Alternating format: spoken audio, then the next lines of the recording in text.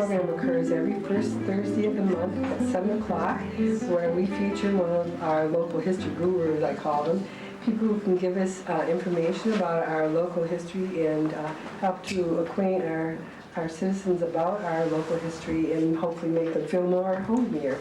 And tonight we have a person who I first knew as the principal of Rio School, but now she has another title. She's our First Lady of the City, Carmen Benavides, and she's going to talk about the time she spent here growing up, in particularly about North Lansing. And so I won't tell more because you're going to tell about yourself tonight. Thank you.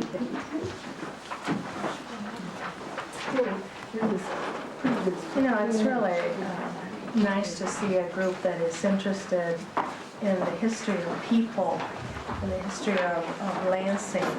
I'm sure that every single person here has a very interesting history, and that you and your families have added a lot to this region.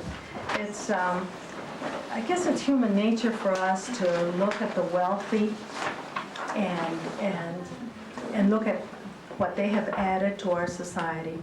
But I know that every single one of you and your families have added a lot to Lansing. I was looking at this little handout, and it says, some people live a long time before they learn about its history.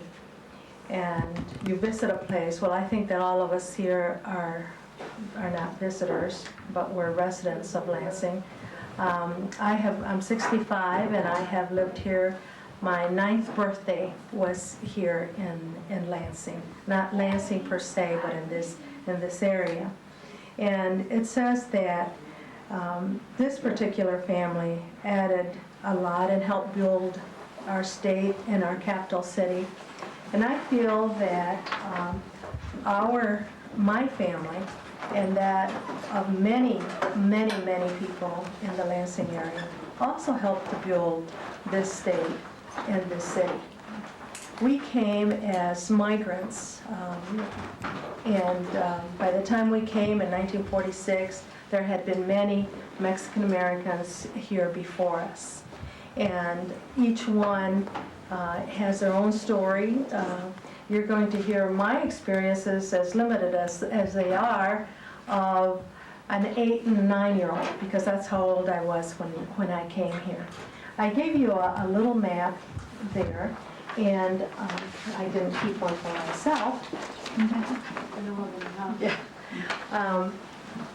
And on the when we first came here, I came from Laredo, Texas. I was born in the United States, and the border, you can say, between Mexico and the United States at that time was, I could say it was very fluid. People came and went. You didn't have a lot of technicality, so my folks would come and go back and forth. So my sister and I were born in the United States. We're born in San Antonio. And there came a time when my folks decided that they would go back to Mexico. I don't think it was a great decision. It's like we're just going to the other side of the street, And so they went to Mexico, but then laws changed. And when they wanted to come back, they had stayed too long and were not able to come back. And so my sister and I had to re-immigrate them. We had to, since we were U.S. citizens, then we had to, petition and go through that whole procedure of getting them back in the United States. I'm giving you a little bit of the background so that you can see how they affected the area here. When they came back, they left me in a boarding school in Mexico. And my sister was 10 years older than I was, so I was pretty much an only child, and it was very difficult for me to stay and be separated from my parents. And you had to have a job when you came, and so the people that they worked for were also, they were Mexicans and from Mexico, and they were millionaires in Laredo. And my mother was hired as one of the cooks for the household, and my father was hired as one of the gardeners for this household. And so my mother learned to cook very well, you know, very expensive dishes, the lifestyle of millionaires, you know. The only thing I remember about the house is how beautiful it was, how huge it was. And the thing that intrigued me the most, that they had this stuffed crocodile in their living room. And I was always fascinated by that animal, you know, and I'm sure had dreams about it eating me. And I was allowed to visit on weekends, but I was not allowed to sleep there. I don't know where my parents put me. You know, I don't recall that. But my father was not happy working for someone like that, so he left us in Laredo and came up by himself as a migrant to this area. And we were very lonely, my mother and I, and so he went back and he got us and came back. Now, what's interesting is that I started reading on the internet trying to find some history of the sugar beet crops in this area, and I couldn't go back very far. Sugar beets are still very, very important to the state of Michigan. And if you look at this little map right here, those are the areas in which sugar beets are grown right now. And it's still one of the things that I read this morning, because I kept trying to read more about the effect of the sugar beet industry and the effect that it had in Michigan. As late as 2001, there was a great controversy between Michigan really, and Canada, in that they were molasses. I understand from what I've read, I'm no expert, that molasses only come from sugar cane. And sugar beet is white, the sugar is white. And so it appears that the Canadians were somehow mixing sugar with molasses, and then once, because there was nothing in our laws that said that you couldn't bring in the molasses. And so the beet farmers in 2001, there was a great controversy, and they were able to pass a law where the Canadians cannot bring over their molasses with the sugar. And I guess it involved tons and tons and tons of sugar, which was cutting in profit. So, you know, the sugar beet industry was very big. I also read another account of another person who would go to Texas and recruit. And I'm wondering if that is the way that we came, that someone was sent from the sugar beet company to recruit people to work in the fields. What I know is that we came in a truck, a very large truck, and that on the top it was, here's the sides of the truck, and then it had like a tarp at the top. Now, leaving Laredo is very desert-like, lots of dust, and we were poor there too, so, you know, our homes did not have grass. Everything was dirt. Where we played there was no grass, no flowers, no anything. So that was my environment in Laredo, Texas. And so I don't remember anything about the trip here. All I know is that I came with and you know, when you have one child, because my sister was 10 years older and was no longer living with us, when you have one child, you make sure that child is well taken care of. It's different from like where my husband, they had 12, I had one, you know. So I'm sure that I was buffered from a lot of things by my parents.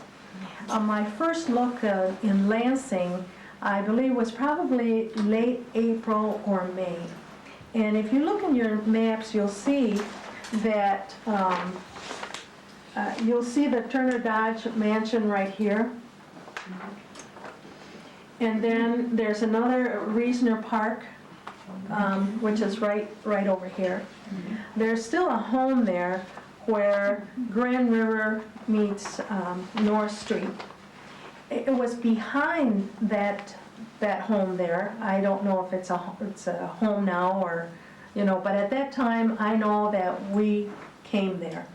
And my first look at Lansing, you know how beautiful it is in May, everything is green.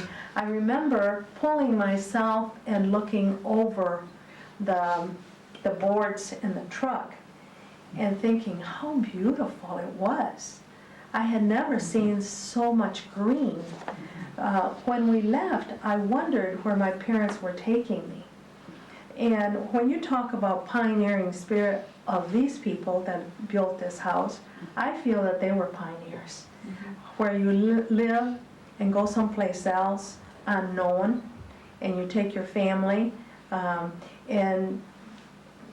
and you don't know where you're going.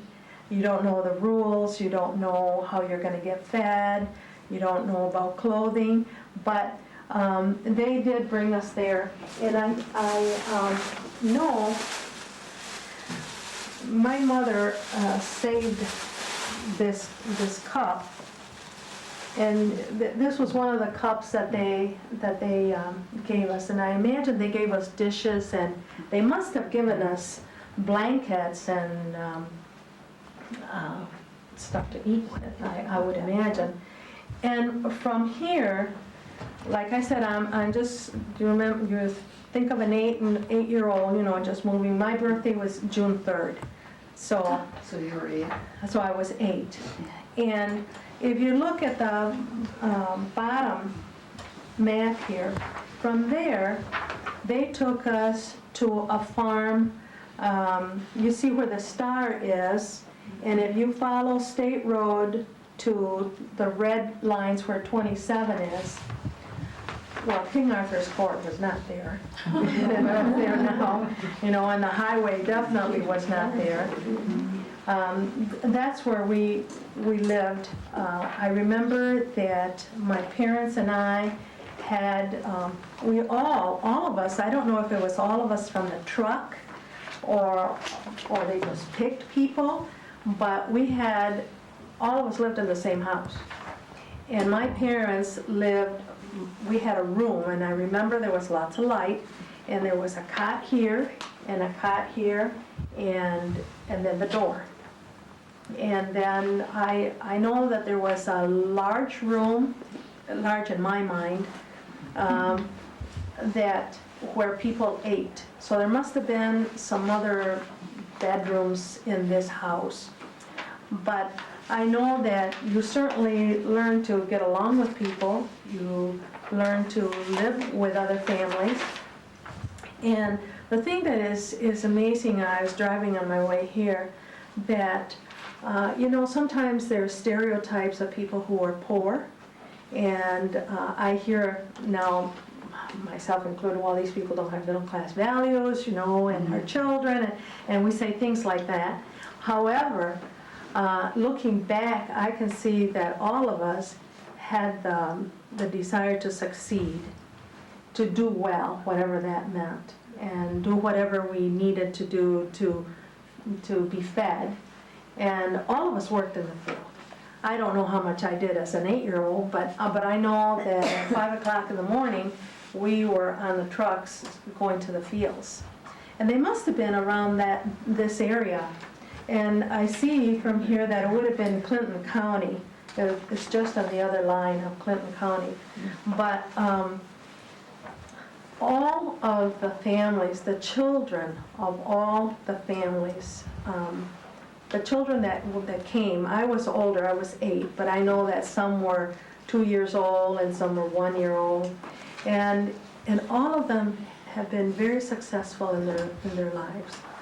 I know that one is president of one of the branch banks here in Lansing. Her child is works for a major university in recruiting and does. So when you think of the growth in a family, in families, of all those people that came and added so much more to the Lansing area, That's why I say, I feel that my parents were pioneers, and I feel that we have added as much as this family to the history of Lansing and to the well-being. And I think we all grew up with that spirit of looking out for each other, with that spirit of helping each other, and learning to live with people, and looking for the best in people. And I just think that those are values that sometimes get put aside, and we're so used to 5 televisions in a home where you don't have to get along. You know, you don't have to decide which program you're going to watch. With one TV, you know, everybody can go and do their own thing. And so we don't learn to live together as much as we used to. Those people that came, I still consider them a part of my family, a real family. I really consider them as part of my family, that I could call on them if I needed them for anything. And they have given me a great deal of encouragement. As a migrant child in those fields, this is the environment that we went to. On State Road, where you see it, my father helped to one of his jobs because he decided that he was going to stay. He wasn't going to go back to Texas. And I remember him saying that he didn't like to work for a foreman.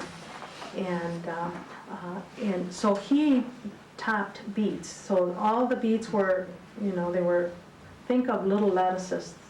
And then he had to go along and with a hoe, he and my mother, leave only one standing. But the way that he did it, he had a little hoe. Instead of having a large hoe, he could go much faster by going like this and have a lot more, you know, be more precise in what he cut. And he was a stickler for doing a good job and always being early, which I didn't pick up. But he always felt that you had to be at your job at least an hour before it started. And he was very, very punctual in that. And he always stressed doing a good job. He said, because when we come back and the sugar beets are up to here, you won't have any weeds. It'll be a breeze for you because you've done a good job in the beginning. You took care of the fields and of the crops the way you were supposed to. And so the better work that you do now, the easier it is for you to later on. And so some of the pictures that I have of us in the fields, hair out to here, and it was muck. And I don't know if you're not a farmer, you haven't been, muck is black. And it sticks to you. And so we would come, I can just imagine what the rest of the population must have thought of us when they used to bring us from the field to buy groceries in the grocery store. And here we are, black, hair, you know, all sweaty, and so I'm, you know, I implore you not to think of stereotypes, you know, even today, because I think that no matter what our age, we're always learning and we're always changing, and we always have an impact on those around us. So there used to be, I think it was a Kroger store down here on the corner of, no, way before that one. No, this was down here by the river on Turner and Grand River, down here. And they used to bring us down there. So they used to bring us there to go, and the day of buying groceries was such a big deal. I think maybe as a little 8 or 9-year-old, you'd think of cookies, or maybe you're going to get candy, but grocery day was a big thing for me. It has, I've tried to put words into the feelings that I have, and that I try to remember those feelings, those special feelings, you know, like a child at Christmas wondering what they're going to get. And I think that for me, that was it. As migrants, though, this area, one of the things that I started to say, this area was very different. If you see State Road, if you go up, you'll see Stoll Road. Now, here we decide to stay. The people that we worked for, their last name was Bordees. And I remember they had 2 children, and it was Larry and Jimmy. And if you go down, it's changed now, but if you go past King Arthur's Court, then you went up a hill, and their house was here on top of a hill, and then the Placers were over here on this side, and they had 2 girls. And then if you went down the hill into the fields, that's where we were. We had a little, I would imagine, well, just think of 2 cots, maybe from here to the end of that, and that's where. And my dad decided we were staying because he felt that life here offered something, and he thought that the educational system was good. And when I think back, my gosh, my dad taught himself to read, and still he could see that there was a chance for me here. That if we went back to Texas, there wouldn't be a chance for me. And he was self-educated. He read constantly and passed that on to me. And his way of educating me in some way was to challenge my beliefs. He challenged my beliefs up to the time he died. I remember one of the big things he'd say, "Oh, I think communism is great." And I'd say, "What? You know, they're awful. Well, I haven't read anything that says they're awful. What have you read?" And so, of course, there's no TV, no radio, and so it's hit the books to find Dad is wrong, you know, and say, "See, this is what it says." And that is the way that he pretty much taught me history of the Southwest, of the differences between Mexico and the United States, of the battles that they had. And I think he instilled in me the seeds of being an activist, because he'd say, "See all that land? That's your land. That's our land." So he gave me a lot of pride in myself, and at the same time teaching me the history of the United States and Mexico. And till the time he died, then it was other challenges that he set before me. "Oh, why are you crying because somebody died? Aren't you a Christian? And isn't that what you live for?" And so all through my life, from a little kid to when he died, that's the way he educated me. But on Stoll Road, this is 1946, lived some German professors. The Bordees were Germans, and they had the wife. I don't know how they did it, but he went over there and he brought this German bride back. So she was German, and the professors that lived on Stoll Road were Jews. But they could speak Spanish because when they left Germany, they went to Argentina, and then from Argentina, they came to the United States, and they were professors at Michigan State. And of course, now that has so much more significance to me, to think, Jewish, Mexicans who, my mother couldn't speak English very well. My father could. Us out in the middle of the field, then the Germans that were there, and somehow it seems like to me that we all got along together. My mother, because she was an excellent cook, she could outcook all the farm wives there, and she, I remember she had my dad out killing frogs to do frog legs because they were so much aware of, let's say, the finer things of life, and she would bake these beautiful things. I don't think she ever knew the words "I can't." She just did many things, and she was very loving. And here we have some young German wives who also, I'm sure, were insecure, leaving their homes, lonely, And so everyone met at the school that was right where the star is. And that's where, because when I came here, I did not speak a word of English. And my teacher was Polish, and somehow I learned how to speak English. And that's where we all met, because everybody had children, so that's it. And so in the winter, the lunch program meant that you had to, each family had to make enough food for all of the children.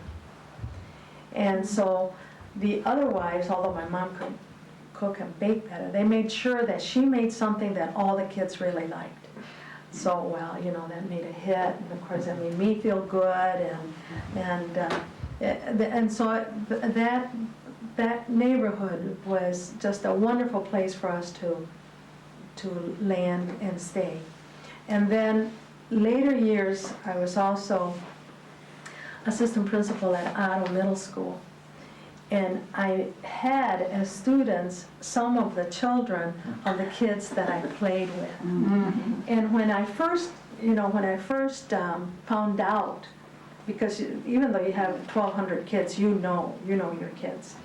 And I found out who they were, I was hesitant to meet the parents because I thought that they might resent me because they had not progressed. Let me say economically, and I thought they may resent me. They were so loving and so supportive of me that it was really wonderful. It was really, it was just like meeting a family again. The only ones that we totally lost contact with was the Bonesteads, and that was a Jewish family. And I believe they left Michigan State and went to teach someplace out east. We lost track of them, although they kept track of us for quite a while. And I just think it's wonderful that these great professors out there took time to befriend a migrant family. And as the rest of the people there, they were so supportive. I have to say, my memories of my experience in that whole neighborhood, very large neighborhood, was always very positive. Those families, those children. In that particular neighborhood, I never felt that I was discriminated against. But I also wanted to show you another thing, that my father stayed, because he stayed, you have to top the beets.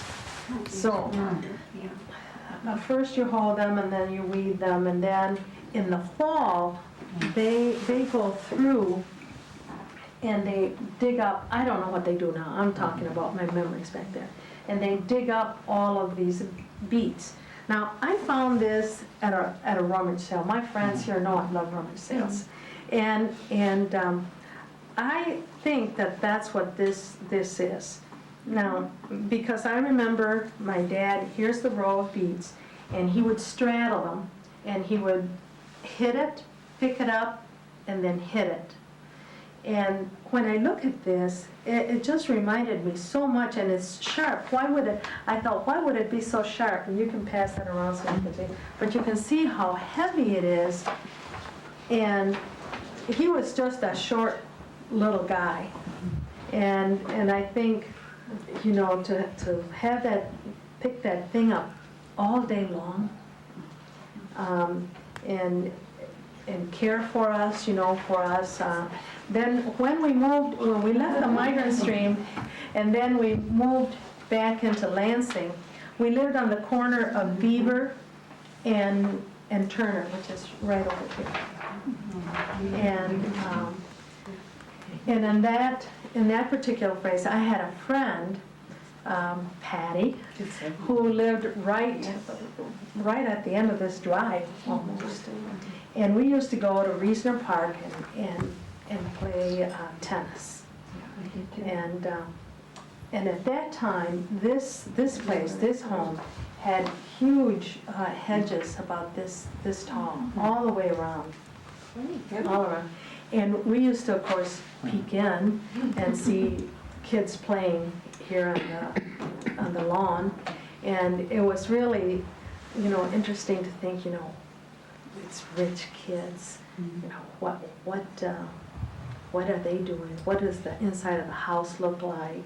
You always wonder what goes on inside. And but I can still remember, walking down the street and looking in through the hedges and hoping that they didn't see us, and us wondering, they never. I know they didn't go to school with us, and we never saw the children, so I don't know if they were visiting or who they belonged to, but this was always the house, And I have to say that we were kind of in awe of it and kind of proud that it was here, even though we didn't know anything about it. It's just those rich people. I don't think we even knew what Dodge was, We just knew that they were rich. 46. And yes. What did your father end up doing? My dad, he ended up working for the state of Michigan as a janitor. And then he died of a heart attack at 66, so he was pretty young. But he had to be a very special person. Oh, he was a very special person. Oh, very, very special person. Very loving to me. And my sister, the reason she didn't come is because she married young and she stayed in Texas. Oh. But he was always very, very loving to me and to my nephews that we cared for later on, and very supportive, and always, always, always pushing education. Always. He'd say, whatever you have inside your head, no one can take away from you. We don't want you working in the fields. We want a better life for you. You have to go to school. You have to learn. You have to learn. It was like almost you have to learn. You have to learn. You have to study, and not in a negative way. I think because there was only the three of us, I loved them so much that I would do anything to please them. And so I went to Pat Gill, and it just so happens that my homeroom teacher, Ray Lincoln Hall, was a Catholic, and he kept telling me, you need to go to Resurrection. And I think he said it enough that I took myself. And the tuition then I think was $30. And I think now it's $4,500. So for the high school. And so it's Lansing has always been, it's my home. It's this is, and the north side of course has a special place for me because having lived there, of course I knew all the bars. And There were lots. when the kids at Otto, I'd say, well, I'm going to have to go and see your parent. Oh no, you can't because they work at, I'd say, oh, I know there, I'll go there. No, you can't go there. Yes, I can, and so that word quickly spread, that I would go wherever, that this really was my neighborhood, and, it was, I'd go and see their parents. They were bartending, Did you go to school when you first came up here then, as well as working in the field? Yes, because in September, when, yes. But just during the summer you worked in the fields then?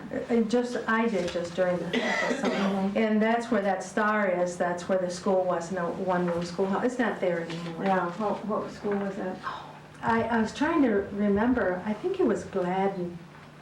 And then I was thinking, oh gosh, I think I have some of my report cards from there.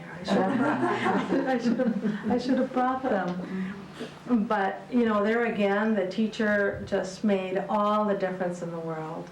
And just their openness to you and making you feel special and your family special. It didn't matter that I didn't know how to speak English. It's a feeling that a teacher imparts to their students. And that was a lesson that I've always tried to remember and to duplicate. That it's very important to children. They know how you feel about it. And so, you know, that's the way I've tried to run my life. What I saw my parents doing, giving to each other, helping others, and I think it's made me a happy human being. I think I'm happy. And it's, Is your sister still in Texas? my sister moved to Las Vegas. She had 12 children. Oh, great. And unfortunately, she died quite young, 59. But her children have been very, very special to me, and they just, you know, they treat me very special. I'm thoroughly spoiled. So Do you have a family? I have 4 children. I have a daughter that's 43, a daughter that's 42, a son that's 40, and a son that is 36. And 2 went to college, and those 2 are engineers. And we have 2 that did not go, and 1 works at Marshall Field, sells women's fragrances, so please. And our daughter works for the Tucson News in Arizona. And we have 5 grandchildren. And our son, the youngest, lives in Germany because of his job right now. And so our youngest grandchild is named Johann Sebastian Benavides. So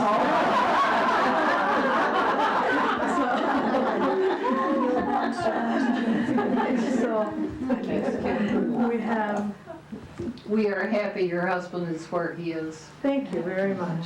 Thank you very much. He was also a migrant, and in a totally different way, in a totally different crops. He was down by Stockbridge. We were in St. John's. We also worked in the peppermint fields, and tomatoes and potatoes. And they worked in lettuce and onions and radishes. Totally different. Like truck Or the That's interesting. So How did you meet? we met at St. Mary's Cathedral. St. Mary's used to have like they had activities for the Spanish speaking, for Mexican Americans, because if you go to Flint, Mexicans are from Mexico. And of course, Mexicans from Mexico don't consider us Mexicans. We're not Mexicans. You know? So most of the Hispanic community here in Lansing they're Mexican Americans. And so they, it was more like doing extra things to make sure that the faith was kept up, you know, that people went to church, that there was some kind of opportunity for them to go to church. So they would bring priests from many other countries, from, let's say, Bolivia, Peru, Mexico, any other priests that were here studying. They would put them in charge of doing stuff for us. And so every Saturday night there used to be dances at St. Mary's in the hall. And we dances are nothing like they are now. Nothing. No, your mother went with you. You did not get out of the sight of your mother. There's no person here that knows that. Yeah. And we sat, like, let's say we sat on the first row of chairs, and they sat in the row behind us. And if they didn't like the boy you were dancing with, they told you the next time he comes and asks you, you're not, don't get up. and totally, monitored our behavior. I mean, what can you do wrong? But it was very, but we didn't know anything different. Mm-hmm. All our friends had the same rules. Sure. And so Tony and I met there. And I got to college because I went to Resurrection, like I said, and I was a good student. I was always a good student. And one of the nuns, we were very limited in our knowledge of college and higher education. And so one day this nun says, my maiden name was Aguayo, and she said, you know, what are you doing when you graduate? I don't know. She said, well, tomorrow, you know, they could be quite demanding in those years. Tomorrow I want you to be in this room because you're going to take a test, and it's for a scholarship. And so I went, and I got the scholarship. And so I went, my first year of college was Siena Heights College in Adrian, and it was a women's Catholic college. And I made the dean's list, and but then after that, I didn't have any more money. So so then I didn't go, and I registered for night classes at Michigan State with whatever my parents could get together as far as money was concerned. But then when I was working during the day, and then I'd go to Michigan State at night. But I had to take the bus home. And you know, classes got out at 10 o'clock at night. And I would get to down here in the corner of Turner and Grand River at 11 o'clock. And my parents decided that was not a good situation. And it was winter, you know, so I made it through the winter. And they just, it wasn't safe. It really wasn't safe. So then I quit, and I just continued working. And then Tony and I met and got married. And then I was home 11 years, and then there was a federal program called Teacher Corps. And I had 4 children already, and Tony. And, and I was working in the garden, and he said, you know, they're offering these scholarships. He's always been very supportive, and he's very supportive of women in education. And he said, why don't you go down, you know, maybe you'll get it. And I said, I think I was 29, and I said, I'm too old. They're going to get kids who are 17 and 18. They're not going to choose me. Well, they did. And so I went to Michigan State, and I got my bachelor's there, and then I got my master's. And then I started teaching for the Lansing School District, and I was there 33 years. And great years. And it offered, the whole Lansing area offered a lot of opportunities for us. And you know, we visit so many other groups. We go to the Polish Hall, or we go to the Italian. There's so many interesting stories of our citizens, where they came from and what they had to do and what they had to overcome. It seems like everywhere we go, there's these wonderful stories that we should be writing down, and of how they got here to Lansing. I know the Adados had, you know, the senior Adados had some, oh my gosh, you wonder how they ever made it here, you know, and how they crossed the ocean and came. And so many of our citizens, my daughter married a Polish, and he's first generation Polish, and his mother was in a concentration camp in Poland. And so, you know, there's so many stories in Lansing of people that are so strong. And I think we have to really keep pushing that to young people that live here, to our youngsters, you know, that back there, that, you know, you guys will be great, and every life is so treasured and so important. And if we support each other, and you know, being 65, I think, why wasn't I this smart when I was 18? Why didn't I think this way when I was 18?